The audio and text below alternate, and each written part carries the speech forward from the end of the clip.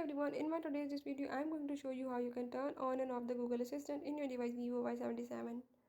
So in this device, if you want to turn on the Google Assistant or if you want to turn off the Google Assistant, I am going to give you a few easy steps that you can follow and you can do or turn on and off the Google Assistant in your device. Before you move on to the video, if you're new to the channel, don't forget to subscribe and press the bell icon. Now just follow the steps and watch the video and you will learn how you can turn on and off the Google Assistant in your device. Let's watch it.